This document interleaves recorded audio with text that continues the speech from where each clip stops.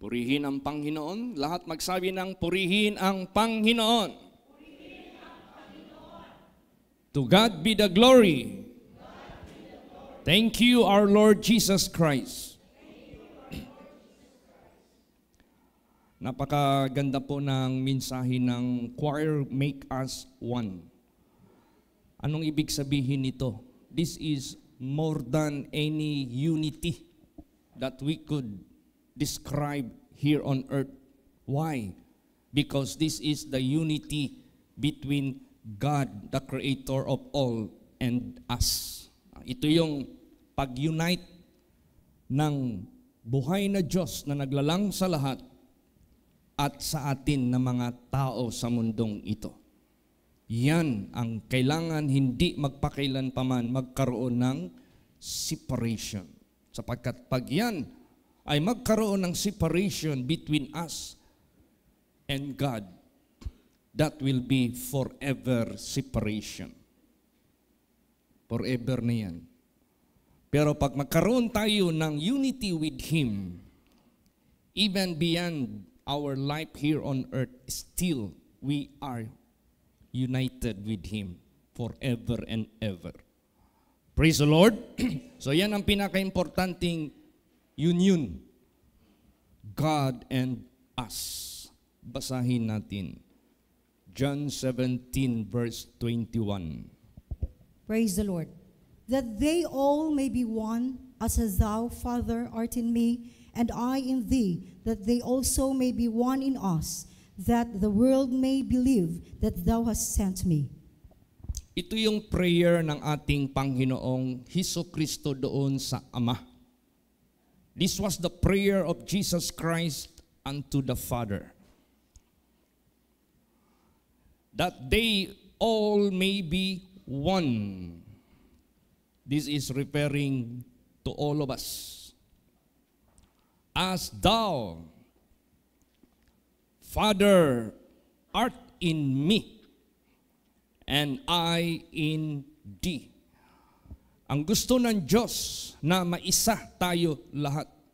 Kung paano ang Ama ay nasa anak at ang anak ay nasa Ama, gusto rin ng ating Panginoong Hesukristo maisa tayo sa Kanya at Siya ay maisa sa atin.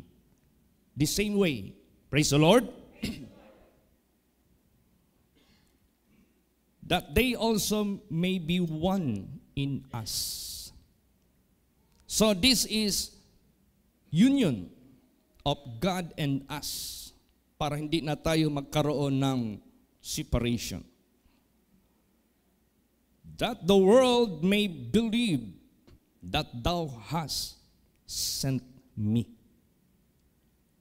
Para ang buong mundo maniwala na ako ay pinadala mo.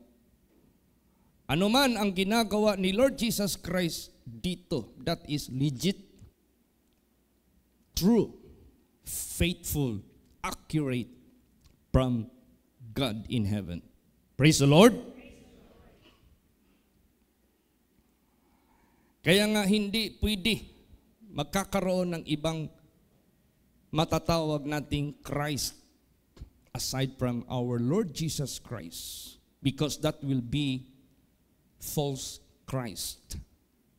Wala nang iba na pinadala ng Diyos o ng Ama sa langit na pumarito, na pinadala niya para maghatid sa atin ng katotohanan na gusto niya isahin tayo sa Diyos. Kung paano ang Diyos, ang Ama nasa anak at ang anak ay nasa Ama, gusto niya tayo ay maisa sa Kanya katulad sa kanilang status. Ngayon, anong ginawa ng ating Panginoong Hesukristo as being united with the Father? Anong ginawa ni Lord Jesus Christ dito sa mundo habang siya ay nakiisa sa Ama or united with the Father? So ganun din sa buhay natin, anong gagawin natin if we are being united with Jesus? Anong gagawin natin at this present world if we are united with Jesus Christ by faith?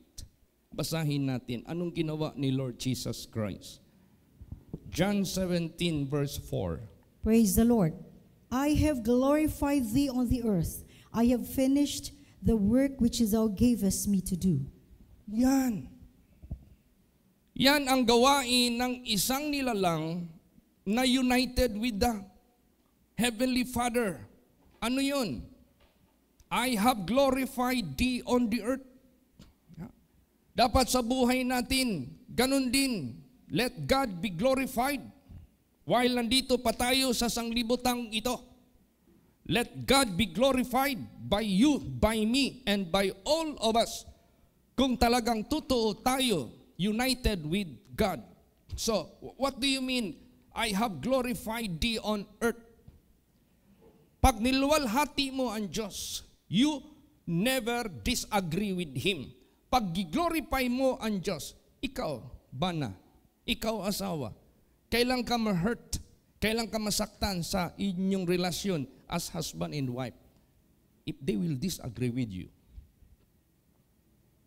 So, kung gusto nating mag-glorify ang Diyos, never disagree with Him from all His commandments. Never, even one commandment. So, if you are united with God, if you are united with Jesus, then dito pa sa sanglibutang ito, you must glorify Him. In order to glorify God, agree with Him. Obey all His commandments. Do His commandments. And do not do what God asks you not to do. Huwag mong gawin yung ayaw ipapagawa ng Diyos sa buhay mo. Tulad ni Adam at ni Eva. Kung ano yung bagay na hindi pinapagawa sa kanila, ginawa nila. Nilapastanganan nila. Di ba?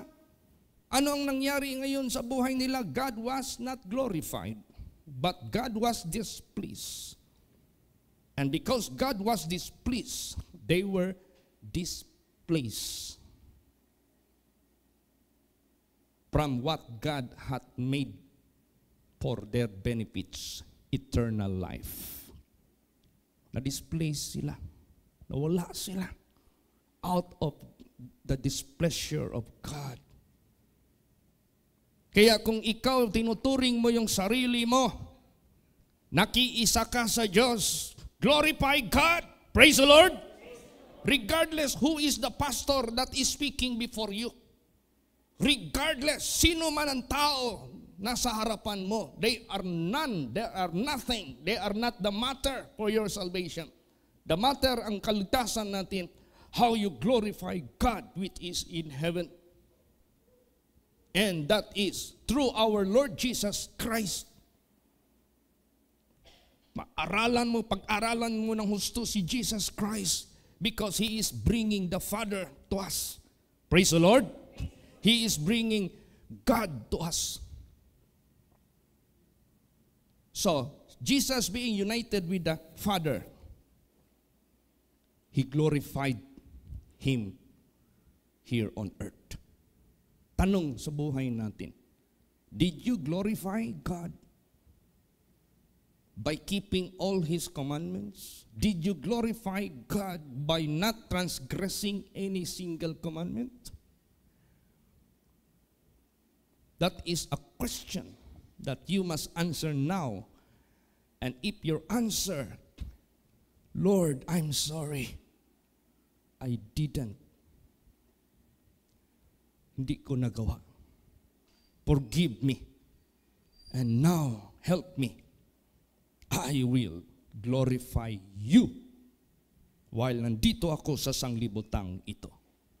Yan ang dapat makita, yan ang dapat mangyari sa lahat sa atin na naniniwala if you are united with God. Ano pa? I have finished the work which thou hast gave me to do. Pastor, when I received His commandment, asking me to do this, to do that, Kailan ko natanggap yung utos ni Kristo o utos ng Diyos, gawin ko ito, gawin ko yan. Ang unang tanong, do you have relationship with Him? Do you have conversation with Him? Pag hindi iyan nangyari sa buhay mo, wala ka palang relationship sa Kanya na mabuti, wala pala kayong conversation from day to day, from time to time, how can you receive those things that He asks you to do? Puro ka lang atupag sa sarili mo. Puro ka lang atupag sa sanglibotang ito. Puro ka lang atupag other matters. But you never mind God in heaven. You never call upon Him regularly. Neither you fear His name. Neither you keep His commandments. You don't mind at all.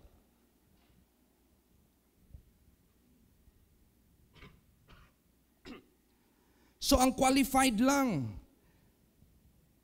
na tatapos sa mga gawain na pinapagawa sa iyo, if you establish your good relationship with Him as obedient son and daughter of God. And God will always give you what you must do. God is always talking to you what you should do. Pag na yan ay na-establish sa buhay mo, then your goal and your aim is to finish it. Kailan mo matapos yan? As you started. Na-establish na yung obedience mo sa Diyos. Na-establish na yung pagka-faithful servant mo dyan sa yung boss, dyan sa yung creator as you believe Him. Then from time to time, He give you sa mga instruction sa buhay mo. Ginagawa mo ng ginagawa. Kailan mo matapos yan? Till death. Or till the coming of Jesus kung buhay ka pa. So, kailangan ipaghanda natin ang buhay natin na paggagawa man tayo sa Kanyang ipinapagawa sa atin, that must be real. Na talagang mindful ka sa Kanya. Gino-glorify mo yung pangalan niya, kinikip mo yung commandments niya, you have a good relationship with Him, you are obedient son or daughter of God to your Heavenly Father through our Lord Jesus Christ. Then, habang ginagawa mo yung pinapagawa niya sa buhay mo, you have a very good communication, conversation with Heavenly Father. So, habang ginagawa mo yan, finish it. That is how Jesus established that He is with the Father and the Father is with Him. Praise the Lord. So ganun din sa buhay natin. Paano natin ma-establish that Jesus is in you and in me and we are in Him?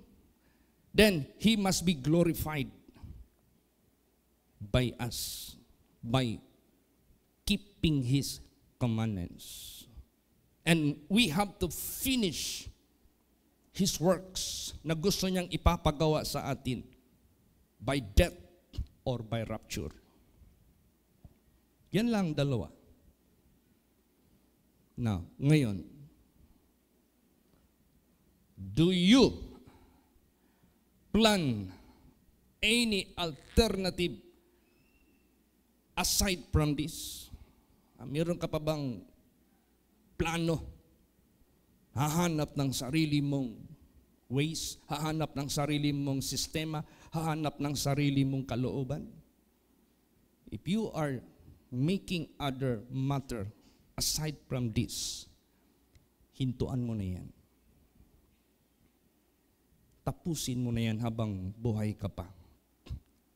Then you focus glorifying God. Focus glorifying God by keeping His commandments. Focus doing the will of God, doing His purpose, doing His lahat ng Kanyang inuutos sa iyo. Gawin mo yan till death, hanggang sa iyong kamatayan. Ganun dapat ang ma-establish sa atin kung talagang we abide in Him and He in us. Praise the Lord. Basahin natin kung sino yung mga tao sa mundong ito na sa Diyos at nandyan kay Jesus Christ. Basahin natin. John 17 verse 6. Praise the Lord. I have manifested thy name unto the men which thou gavest me out of the world.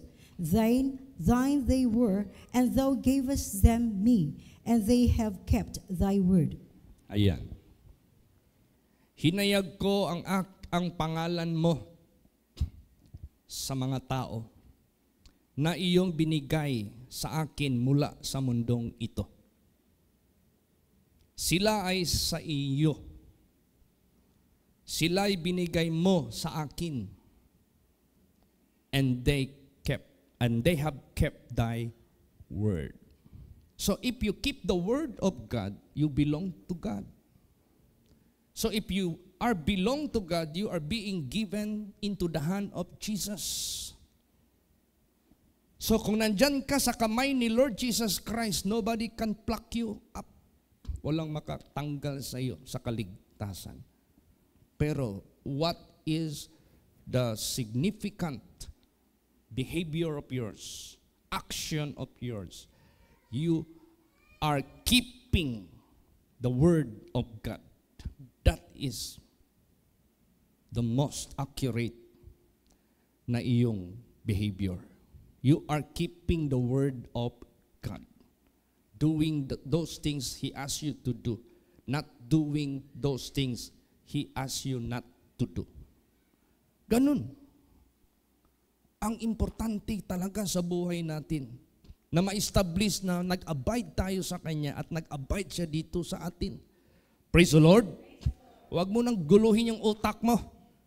Huwag mo nang guluhin yung isip mo. Kung sino-sino pang hinihintay mo magtayo para magbigay ng Word of God. Kung ano-ano pang panahon, pagkakataon na darating sa buhay mo bago ka maging focus talaga dyan sa Kanya. What are you waiting for? Are you waiting for something to be done before you will decide to do this? Tsaka na ako magtotoo pag makatayo na ako ng bahay na gusto ko. Tsaka na ako pag makatapos na ako sa pag-aaral. Tsaka na ako pag yung mga dream ko mapulpil na sa buhay ko. No. That's too late. The Bible says now is the accepted time. Now is the day of salvation. Now is the time. Establish that you abide in Him, and He will establish that He will abide in you. So yan ang napaka-importante. Yung pag-keep natin sa Kanyang words. Then, everything just will be added. Lahat ng bagay na gusto mong, yung desire sa puso mo. Siyempre, ang tao meron man talagang heart's desires. Ang mga tao meron man talagang mga patatawag nating wishes or wants sa buhay niya. Sagot yan ng Diyos. God said, delight yourself in me, and I will give the desires of your heart. Bibigay ko ang gusto ng puso mo. Ang lahat ng sagot nasa Kanya. Ay bakit yung mga taong hindi naniniwala sa Diyos, they are so rich, and they are much happier than us. And they could wish at us what they want. If God is their objective, that they love God, believe God, obey His commandments, meaning to say Satan made them false promises. Si Satanas ang gumawa sa kanila ng false promises. Bakit? The Bible says, para lang silang nanaginip, na nagising bigla. Everything are being gone. Wala na ang lahat. Ano man lang lifespan sa buhay ng tao sa sanglibotang ito? Pilitin mo man mabuhay ng 500 years, that is not almost impossible, but that is absolutely impossible. Nandyan pa ang mga history na nakasulat. Nandyan pa ang mga personalities ng mga pangalan ng mga tao who lived at the year of 16th centuries, 17th centuries, 18th centuries. But they are already all gone. Time will come, we will be included of the history of the world. Time will come, we are no longer here. O tama lang yung sinabi dyan sa Bible. What does profit a man? Even you gain the entire riches of this world, and yet you lose your own soul. What can you give for the redemption of your soul from the second death? Ano ibigay mo? The world cannot afford the value of the redemption of your soul. Meron sanang binigay ang Diyos na solusyon, but you refuse to believe. Meron sanang binigay ang Diyos ng way of your salvation, but you deny Him, but you neglect Him. Pag namatay ka na, wala nang balikan yan. The Bible says, we need to die. As the water spilled on the ground, hindi mo na yan mabalik. And God is no respecter of person, age, status, symbol, o yung status ng buhay, state ng tao. Wala siyang pinipili, lahat na mamatay. Kaya nung naglibing na kami kahapon ni Brother Jimmy, as I walked through the aisle, but sometimes, dadaan muna kami ng mga lapidas before reaching the aisle, yung road talaga leading to the place doon ililibing si Brother Jimmy. I saw so much lapidas. And I read family names who are famous sa ating lugar. Nabasa ko, mga sikat ito na mga pangalan. And yet they are now under this soil. Kahit gaano ka pa kasikat sa mundong ito, kahit gaano ka pa kayaman sa mundong ito, wala. Kaya the most important na wag ma-miss natin, the salvation which God made for us, don't miss it. Wag mo talagang i-miss yan. Praise the Lord. Wag mong asam-asamin yan when the chance has already no more. Wala nang chance. Diyan mo pa asam-asamin. No use. Kaya the Bible says, while you hear the voice of God, do not harden your heart. Huwag mo talagang patigasin ang puso mo na ayaw-ayaw ka pa. Sabihin mo pa next time na lang. Sabihin mo, tsaka na pag yung panaginip ko na makabahay ako, makasasakyan ako, those things are rubbish. Don't look on those things. Grab right away. Be united with God. Glorify God. Habang nandito ka sa sanglibotang ito, finish His work na gusto niyang ipapagawa sa iyo. Praise the Lord. Basa pa. John 17 verse 8. Praise the Lord. For I have given unto them the words which thou gavest me, and they have received them, and have known surely that I came out from thee, and they have believed that thou didst send me. Napaka-importante that you believe Jesus, that He is sent by the Father. Kailangan talaga yan. Wala nang ibang representative na pinadala ng Diyos dito, but our Lord Jesus Christ. If you believe Him, you have done correctly. Nagawa mo yung tama. Believe Him and obey Him. That will be the way of your salvation. That will be the way of your blessed, eternal blessedness. That will be the way of your success here on earth. That will be the way of all your necessities will be provided. If God is with you, He will provide all your necessities. He can protect you from all any manner of dangers of this world. Praise the Lord. Kung gusto ka pang buhayin ng Diyos, yung preaching kahapon nung libing na, that was the first preaching I made, the last night vigil. God didn't promise us we shall not die in the flesh. That is not what He promised to us. Don't forget it. So therefore, because He did not promise it to you na hindi na tayo mamamatay, do not expect it. But rather expect you will surely die. As what He said, it is appointed unto man once to die. Sabi pa ni Sister Vilma, nakita na ko ang kasakitan sa akong bana, ana day kasakit ang magsakit og cancer. Lord, ayog ko taga yung cancer.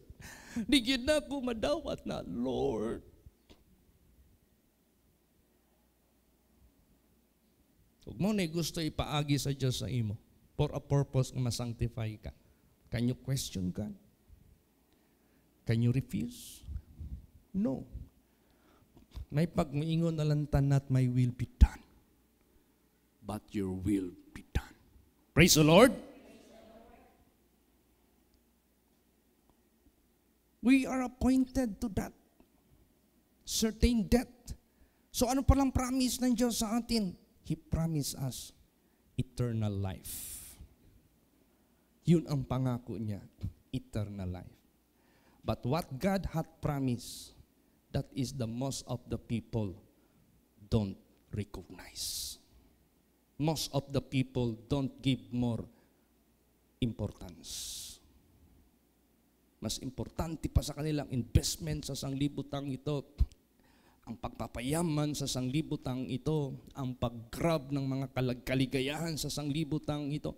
Tingnan mo, when human being or group of people, we could say, defy God and mock God, what happened to LA? Pag-utter ng MC, tinawanan ng lahat, yung God, the creator of the universe, zero mention in their quorum or forum gatherings. They laughed to scorn. And they said, she said, yung MC, no wonder, because this town is godless town. What happened if a town has no God? Look at sinunog ng Diyos.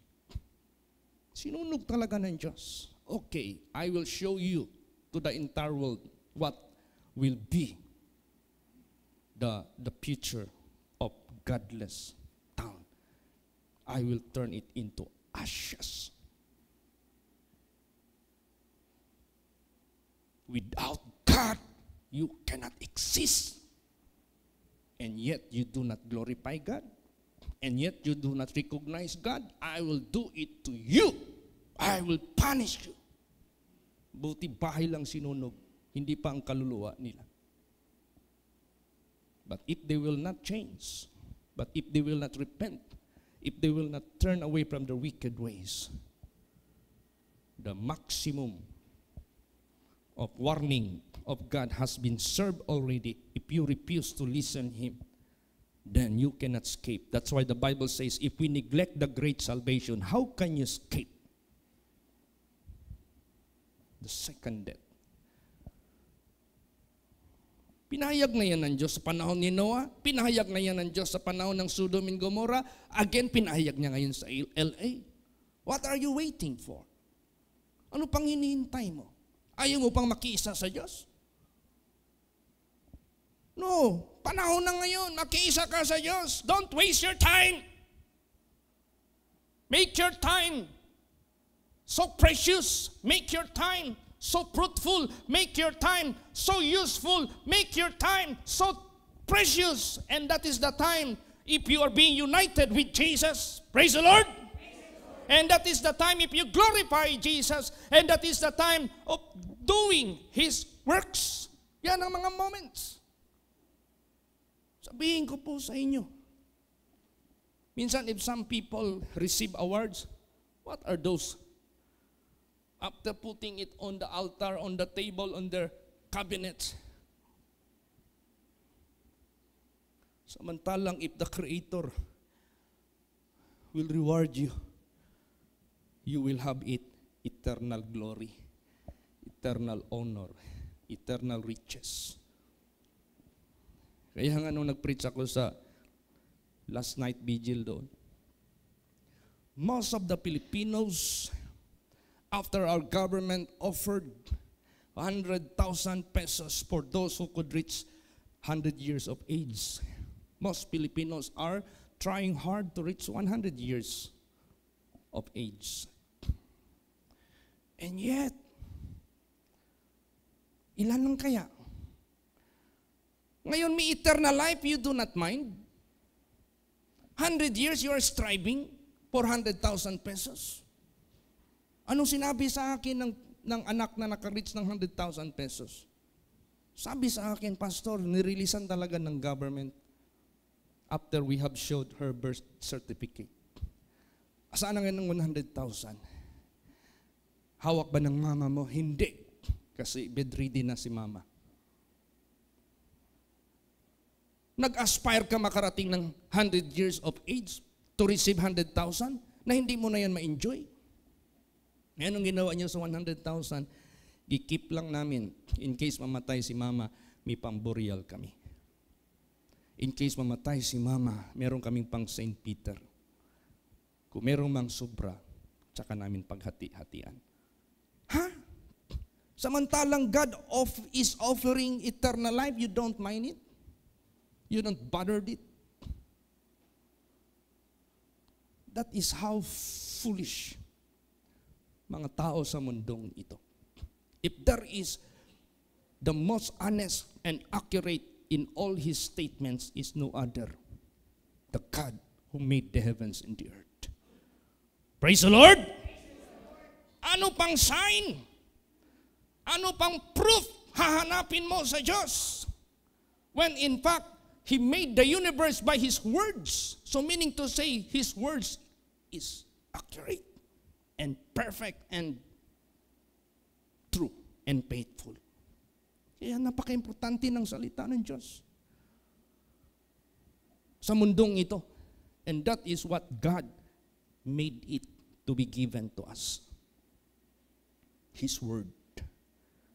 And that is Jesus. And that is God. So ano pa ang prayer ni Lord Jesus? Basahin natin. John 17 verse 9. Praise the Lord. I pray for them. I pray not for the world, but for them which thou hast given me, for they are thine. See, what Jesus most concerned. He is not concerned of the economic of the world. He is not much concerned of the so-called yung climate change. He is not concerned about it, the physical world, but he is very much concerned. To whom? Sinabi dito, I pray for them. I pray not for the world, but for them which thou hast given me, for they are thine. Sino yung binigay ng Diyos sa kanya? Those who believe Him that He is sent by God. Those who believe Jesus Christ, that He is the Savior of the world. Those na binigay sa kanya, they are thine, sabi niya. Sila ay sa iyo, and I am praying for them. I am concerned for them. I will not pray for the world. Tingnan mo. Gusto ka, makasama ka sa sanglibutang ito? That God never bothered you because in the first place, you do not believe Him. You do not glorify Him. Wala. Anong sa tingin ninyo? During the flood, ang mga tao na naghihiyawan, but God never gave them any mercy. God never gave them.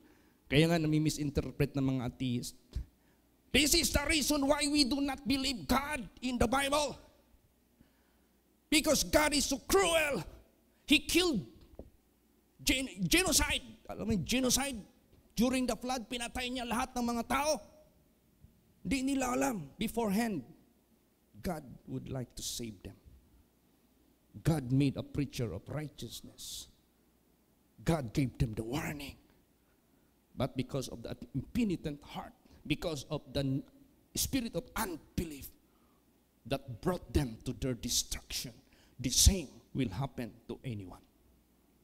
Walang kaibahan. If they reverend God, if they acknowledge God, if they consider that God is the creator of all of them, they must worship God. They must believe God. They must obey His words. They must believe His prophet. They must believe His servant. Anong pinakita nila? Kabastusan. Anong pinakita nila? Tawanan. Anong pinakita nila? Lahat ng mga blasphemous words they uttered against in heaven. What happened? That's why the Bible says, I will show no mercy to those who show no mercy. Hindi ako magpakailan pa man ng awa doon sa mga hindi marunong magpakita ng awa. Now, sino ang tao na walang awa na ipinakita? Yung taong hindi naniwala sa Diyos. Yung taong hindi sumampalataya kay Jesus. Bakit kung maniwala ka sa Diyos? Kung maniwala ka kay Jesus, you have shown mercy? Yes. Saan ka nagpakita ng mercy? Sa kaluluwa mo. If you show mercy to your soul, believe God. If you show mercy to your soul, believe Jesus. But if you do not believe God, do not believe Jesus, do not obey God, you showed no mercy to you. Now, kung di ka makapakita ng mercy sa sarili mo, how could you show mercy to others? Hindi ka nga makapakita ng awa sa sarili mo, sa iba pa. Kaya lahat ng mga tao na hindi naawa sa sarili nila, God made His mercy to all people of the world, but people disregard it. Those who disregarded it, they showed no mercy to themselves. And God said, I will show no mercy. Hell is a place of no mercy. Sodom and Gomorrah, a place of no mercy. Flood during Noah's days, no mercy of God. Kaya habang may panahon pa, habang may chance pa, maawa ka na sa sarili mo. Lumapit ka na sa Diyos. Glorify God. Finish the works that He asked you to do. Praise the Lord. Tapusin mo. So kung meron man tayong kaabalahan, dapat maging abala tayo sa gawain ng Diyos. Because that is the only works we can do. Shall not be in vain. Hindi mahulog sa walang kabuluhan. And those things after the Gentiles seek, yung hinahanap ng mga hintil, clothing, shelter, food. Jesus said, I will answer it. I will take responsibility of it for you. Praise the Lord. Alam mo kung bitawan niya itong earth, magkaloko-loko ito. The earth is, as what the scientists describe, what amount of strength that made and make this earth to revolve. And what strength being used to maintain the planets, the stars to glitter, for the sun to shine. Lahat-lahat na. What kind of power and strength made these things intact, beautiful, and continuous in their glories. Yan lang necessity natin, hindi niya kayang i-handle. If He handled from century to centuries, kayan lang, hindi niya ma-handle yung ating future. But anong hinihingi niya sa atin? Unahin natin ang kanyang karyan at ang kanyang katuwiran. Glorify God. Praise the Lord.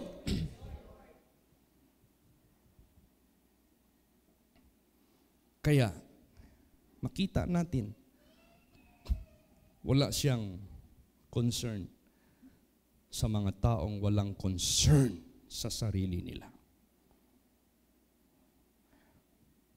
Basahin natin ano pang sinabi ni Lord Jesus. John 17 verse 11. Praise the Lord. And now I am no more in the world, but these are in the world, and I come to thee. Holy Father, keep through thine own name those whom thou hast given me, that they may be one as we are. See? Ngayon wala na ako sa mundong ito. But these are in the world, I come to you. Holy Father, keep through thine own name those whom thou hast given me, that they may be one as we are. Time will come, the Son, the Holy Ghost, and the Father will be assembled. And all in all will be God. Time will come if we believe Jesus and obey the will of God. As they are one, we will be one also with them. We will be with them forever and ever. Praise the Lord. You are not separated from Him forever and ever. But those who are bound to hell, they are forever separated from the living God. Yan ang totoo. Kaya tingnan mo yung mga taong namatay, then God brought their spirit or soul in hell. Who are those personalities they have seen down there? Although, hindi pa naman ang resurrection, but God can let see the future. Praise the Lord. Kayang ipakita ng Diyos yung future. Because pag namatay ang tao, unfaithful, unprepared, automatically, you are to be in hell. They that have done good shall be resurrected into life everlasting. They that have done evil. God knows who have done evil. Nung namatay ang tao sa mundong ito, kilala ng Diyos sino yung namatay sa kasalanan. And He can show to anyone that they shall be found someday in hell. Kaya yung Muslim na namatay, hindi lang basa-basa na Muslim, imam pa. You know what imam is? Preacher of Islamic faith. Defender of Islamic faith. When he got sick of cancer, nung stage 4 na yung sakit niya, dumating ang point, sumikip na yung dibdib niya. Not knowingly that will be his death. Nung namatay siya, his spirit was brought down in hell. Sabi niya, I ought not to be here. I am an imam. I believe Allah, the creator of the universe, and He promised to those who believe Him shall not go to hell but go to heaven, and having 32 virgins. Ano yung ala ninyo, playboy? Huh? He is promising immorality. What kind of God do you have? Maya-maya nakita niya yung mama niya. Nung namatay, unang namatay mama niya eh. Oh, my mother is supposed not to be here. She is a faithful Islam. And she was faithful till her death. Oh, this is not real. Hindi ito totoo. This is not supposed to be the place of my mother. Maya-maya nakita niya si Muhammad. Wow, that is our prophet. He should not be here. Wala eh. Hell talaga yung nandoon. Hell talaga. Fire. Ang narinig niya ang tinig ng kanyang mama in yelling and gnashing of teeth. He recognized that is her mother. Ang di niya lang matanggap, bakit siya napunta doon, bakit nandoon si Muhammad. Paano Muhammad, how he proclaimed Jesus? Did he proclaim Jesus? The exact truth about Jesus? Hindi. Ang kanyang proclamation kay Jesus, prophet lang. Tao lang. Ka-level niya lang. Ano ka? Siniswerte ka? Bakit ka-level mo si Jesus? Galing ka ba sa langit? Sinless ka ba? Wala nang iba na totoo. That is why do not ever misproclaim. Huwag mong i-misproclaim ang totoong Diyos. Praise the Lord. Because that is already deception. You are no longer proclaiming the truth of God, but you are proclaiming the lies of Satan. Kaya yung Islam na yun, nung nabuhay siya, wala na. Sabi niya, big lie ang Islam. False prophet si Muhammad. Nung hawak niya na ang Bible, kasi every time magbasa siya ng Bible, napi-feel niya talaga yung presence of God. And the living God, napi-feel niya talaga. Nakikita niya ang katotohanan. Talagang feel niya. Yung Bible na ang kanyang hinahawakan. He was forsaken by all member of his family. And he was forsaken from his mosque. But sabi niya, never mind. As long I have the true Savior, Jesus Christ. Praise the Lord. Kaya importante masyado. We must believe Him whom He hath sent. And not only believing Him, but keeping His words. So sabi niya, and now I am no more in the world, but these are in the world, and I come to you, Holy Father, keep through thine own name those whom thou hast given me, and they may be one as we are. Nung maniwala sa Kanya, they are given to Him. Mapalad ang naniwala at sumunod dyan kay Lord Jesus Christ. Basa pa. John 17:13. Praise the Lord. And now come I to thee, and these things I speak in the world, that they might have my joy fulfilled in themselves. Yan. See? Now I come to thee. These things I speak in the world, that they might have my joy fulfilled in themselves. Kung meron mang pinakamasaya na tao sa mundong ito, those who believe Jesus Christ. Those who obey and keep His will. Sila ang pinakamasaya. That is why dapat pinakamasaya ka if you do this. Praise the Lord. Because you will no longer afraid of death. You are no longer afraid of your future. Walang anxiety sa buhay mo. Because His word is in your heart and you believe it. Praise the Lord. And you trust. And you hope. And your hope will not be turned into shame. God will never cut off the hope of the righteous. You are so the most blessed one. Ikaw ang pinakamapalad, pinakabulahan sa tanan. O bakit nandito pa tayo sa sanglibutang ito? When Sister Vilma crying already because her husband just newly passed away, tinawagan ako ni Pastora Neneng, the in charge of the congregation where Brother Jim belonged. Pastor Chit, wala na si Brother Jim. Karon lang yun. So wala ako ibang concern yung asawa.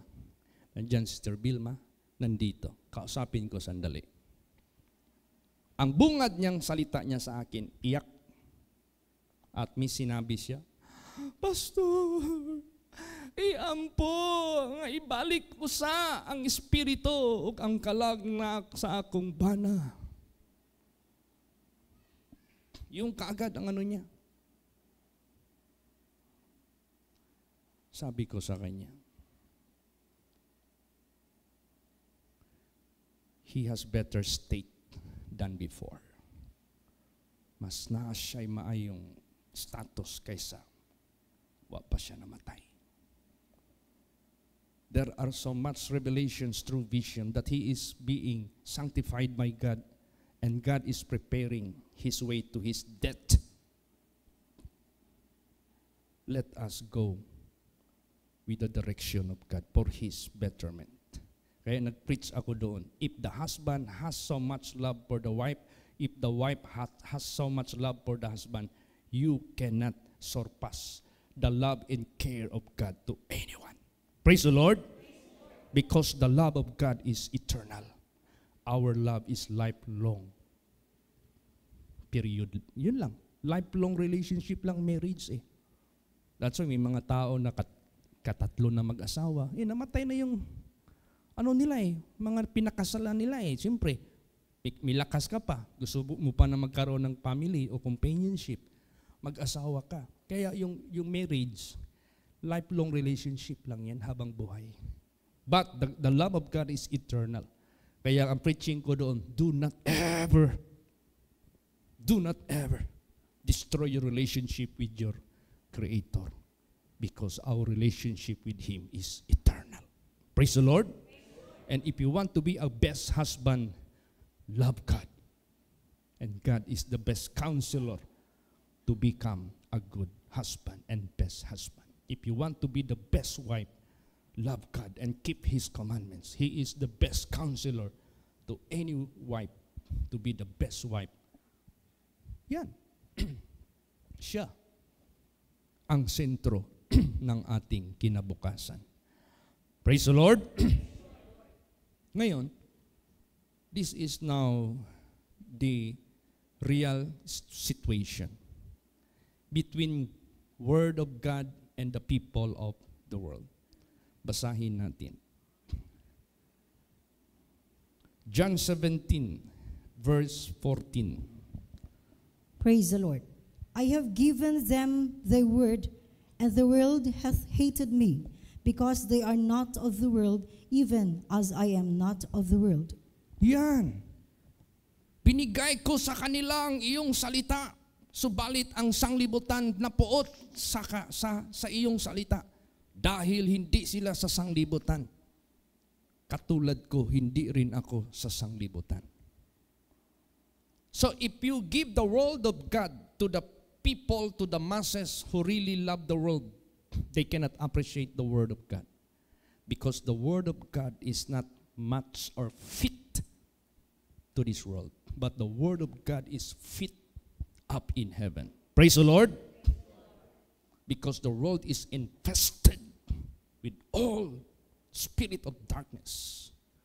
And the world is filled with darkness. So the word of God, which is heavenly, if you give this to the people whose mind is earthly, they cannot love this. They cannot appreciate this. But they will start to hate, as he is not of the world. Ngayon, pili ka ngayon. Would you spend your life with all worldliness?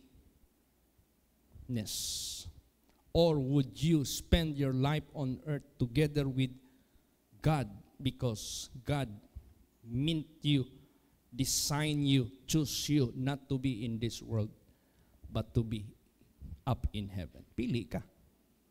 Praise the Lord. Kaya sa buhay natin, huwag mong bagal-bagalan yung decision mo. You cannot serve God two masters at the same time. Hindi ka pwede makapag-serve. No, may in-interview na naman, lalaki nagpatay ng 3. Adik sa Cebu. Nahuli. Sabi ng authority, bakit mo ginawa ito? May nag-autos sa akin. Anong utos sa iyo? Baralin ko daw sa ulo para hindi na mabuhay. Oh, tingnan mo. Lango sa druga eh. O ngayon, kung isa ka doon sa tao na yon na pinatay, na naging ano ka, anong tawag niyan? Yung nadamay ka lang ba? Anong yan? Terminology yan? Ha? Collateral damage ka. Nakahanda ka kaya? Mapalad ka kung handa ka. Eh kung hindi, bigla kang binirahan. Ganun man yan ang kamatayan. Bigla lang. Praise the Lord. Alam mo ba si Brother Jim, 5 minutes before he passed away, anong sabi niya? Uncle, uncle, uncle, uncle, uncle, uncle. Meron siyang pangalan ng uncle sinasabi. Sabi ni Vilma, hoy, ayaw si uncle ang tawaga, si Jesus. Uncle, uncle, uncle, uncle. Jesus, save me. Jesus, save me. Pero yung uncle, hinahalo niya, uncle, uncle. Sabi naman ni Sister Ruby, hoy, kanayang gimension ba't paniho na to na? Nagyo na siya purpose ana. Itawag ang uncle. Na-meet na ko last night. Siya yung sa lahat ng tao na kinig doon, siya yung nag-meet sa akin na, Pastor, the Word of God is so precious. The Word of God, I am so blessed. The Word of God is so wonderful. I am the uncle of Jim. Pagdating ng uncle, ano sabi ni Jim? Uncle, pasaylo ako sa akong nahimo, batok nimo. Ingon ng uncle niya, wa man kay gihimo na akong salawa man ta nag-away.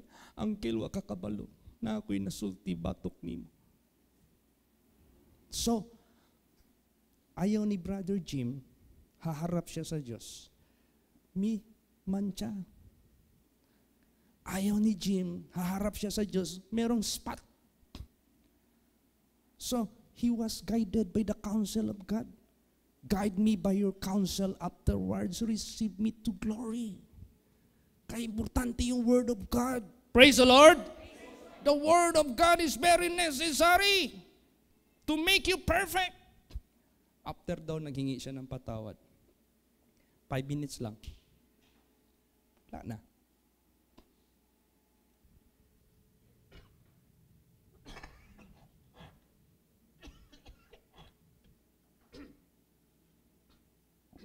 Excuse me. See? Clear. Nalala niyo si Brad Ruben? May kinikim-kim yun na samang loob sa akin. Mrs. nandito. Tagal yung dinadala niya. Kasi there was a time na na-rebuke ko siya ba? Iniwanan niyo yung Marbel Congregation na anniversary para may susunduin siya sa airport na kanyang pinakamahal na anak. No problem. Do it. But do not make your ministry behind than your family. Na ano siya sa akin, na hurt siya. So nagkaroon siya ngayon ng hurt feeling sa akin. One day, isang araw, Sunday, Brother Ruben came forward. At sabi niya, Brad Jim, mangayo kong pasaylo nimo.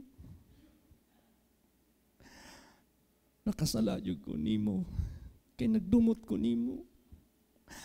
Pasaylo ako. Di ko gusto nga. Dili ko makapangayog pasaylo nimo. Yun ko, sa ako, Brad Ruben, wala na. That is why you can come and go here. I have no anymore that matter. Pero di ko gusto. Hindi na ko i-confess sa imo. Moto. After that very week, kinuha siya ni Jesus. Praise the Lord. See? God will perfect you. Don't ever be separated from Him. Because God knows what will be, when will be your time. And He will perfect you. God said He will guide you even to your death. Ngayon kung si Brad Ruben, hindi ginawa niya yun, nagwala na siya. Tapos bigla siyang nawala, na meron siyang unconfessed or hindi niya na-release. Kaya ganun ka-importante. Ganun ang salvation. You must be perfect. You must be spotless. You must be blameless.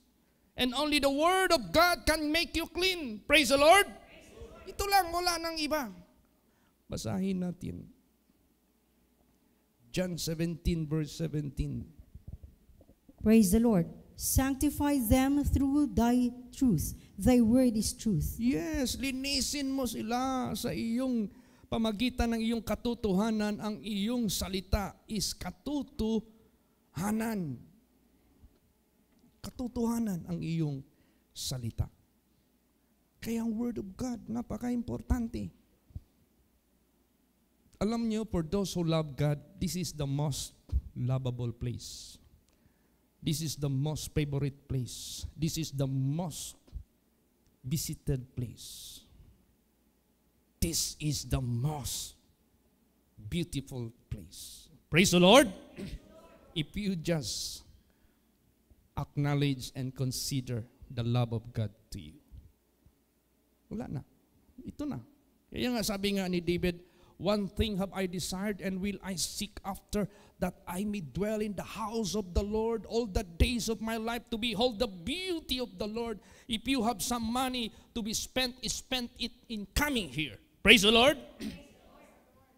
And God will take care of your family. God will take care of your house. God will take care of all your necessities. Ganon yan. Spend it with this place, the sanctuary of the Lord. Kaya inawit natin kay na, Jesus is all the world to me. I am complete with Him. Okay, so ngayon, tayo'y ipapadala ng Diyos. God will send us. God will use us. God will bless us to be a blessings of this world. I don't believe you will remain unfruitful. I don't believe you will remain not useful. I believe God will be sending you. God will be using you in His own mighty way. Praise the Lord. Yan ang pangako ni Jesus. Basahin natin yan. Pakibasa. John 17:18. Praise the Lord. As thou hast sent me into the world, even so have I also sent them into the world. Kung paano siya pinadala sa mundong ito, ganon din sila. Papadala ko sila sa sanglibutang ito. For what? Para saan tayo ipadala sa sanglibutang ito? That Christ might be proclaimed in us. That the work of God might be revealed in us. That Jesus might be proclaimed anywhere of the world by us. We are walking epistles of Christ. The world doesn't need anything but salvation. Praise the Lord. Wala nang iba. Kaligtasan ang kailangan ng mundong ito. Because if God would like to make everything to finish, ubos lahat. Then, na-miss mo yung eternal benefit. Hindi mo nagawa. Ay naku, sabihin ko po sa inyo. Alam mo anong prayer ni Lord Jesus? Hindi siya nag-pray na kunin na tayo kaagad-agad dito. Pero ang pinaka-concern niya na i-pray tayo, ano? Basahin natin. John 17 verse 15. Praise the Lord. I pray not that thou shouldest take me out of the world, but that thou shouldest keep them from the evil. Yan. Hindi ako nag-ampo, wala ko mag-ampo nga imo silang kwaon din his kalibutan.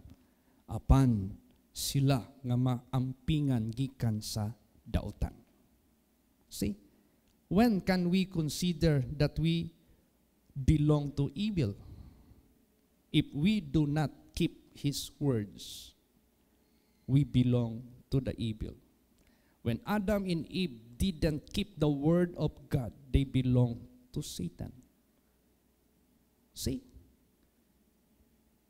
Jesus said, if you love me, keep my commandments. You don't love me, but hate me because you do not keep my commandments. That is simple.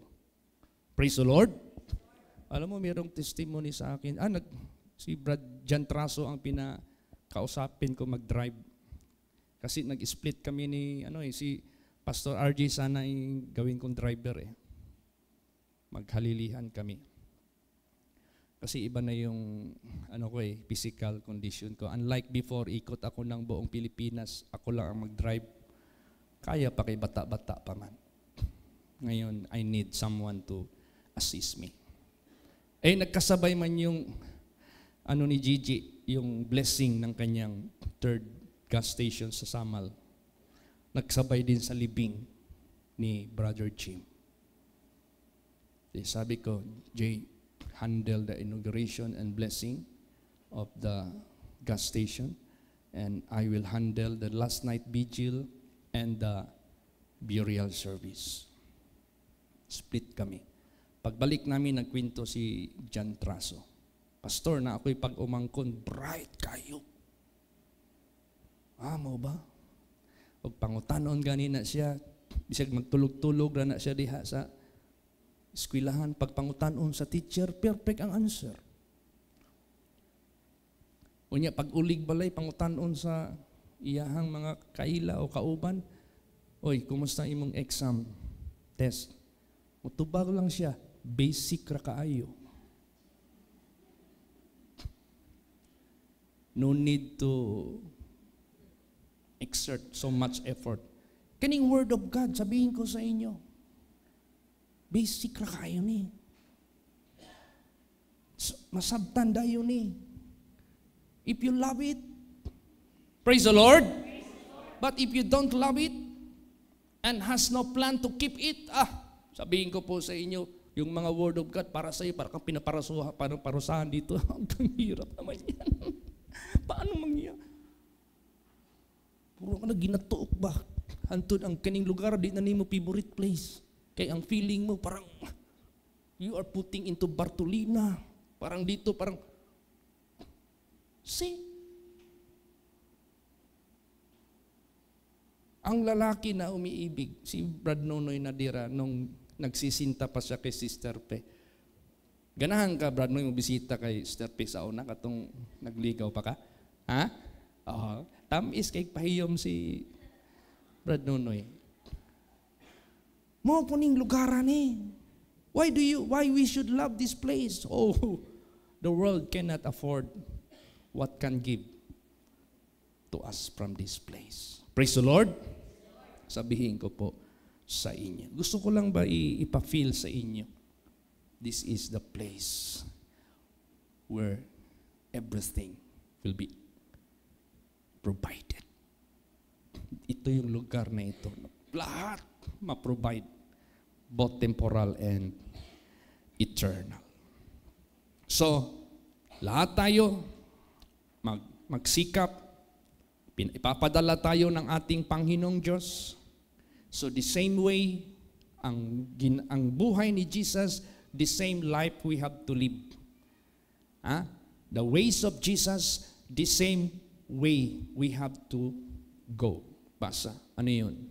John 17:19. Praise the Lord. And for their sakes I sanctify myself, that they also might be sanctified through the truth. Yan. Kung siya'y naglinis para malinis yung ibang tao, then purposely maglinis na tayo. Maawa naman tayo sa iba. Para matulungan naman natin sila. Para mahatid naman natin sila, madala naman natin sila sa kaligtasan. Mauna dito sa atin. Praise the Lord.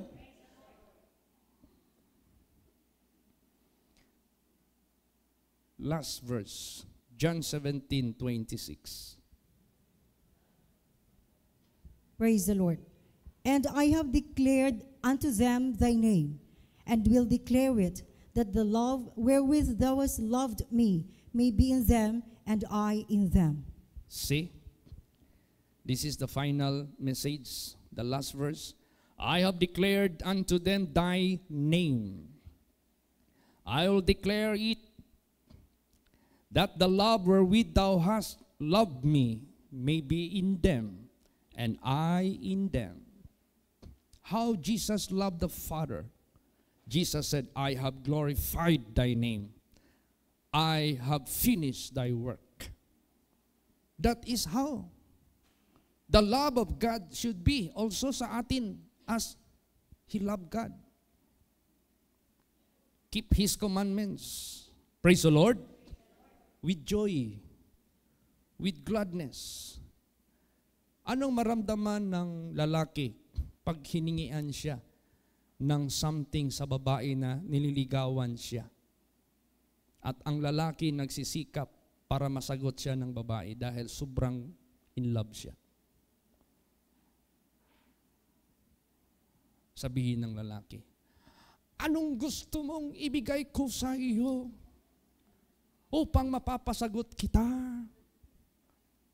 Siyempre, yung babae mag-isip yun. How can I prove this man that he really loved me if I will ask just a simple thing? I must ask the most difficult that I might prove that he really loved me. Ngayon, kung ano yung difficult na hingiin niya, siyempre yung lalaki, gagawin niya talaga lahat ng paraan, maibigay niya lang. Ngayon, nasa kamay niya na-accomplish na yung hinihingi ng babae. Praise the Lord. Na-accomplish na. Di ba masaya ka? Na maibibigay mo yung hinihingi sa'yo. Ganon din sa Diyos. Masaya tayo to keep what He asks us to do because that is a proof that we really love Him. Bakit tayo napaibig sa Diyos? Because He is the one who really loved us. He gave Himself for us that we shall not die forever but shall live forever. Siya yung una nagpakita ng gugma eh. So it is our joy, it is our gratitude, it is our gladness to keep what God required to us. Praise the Lord. So ito na. I have declared unto thy name, I will declare it, that the love wherewith thou hast loved me may be in them, and I in them. Sasamahan tayo ng Diyos. Mag-agree tayo sa Kanya all the way, all the time. Kaya, it's so glad and blessed to serve God faithfully, honestly. We have so much ahead of our way. Praise the Lord. Magsitayo po ang lahat.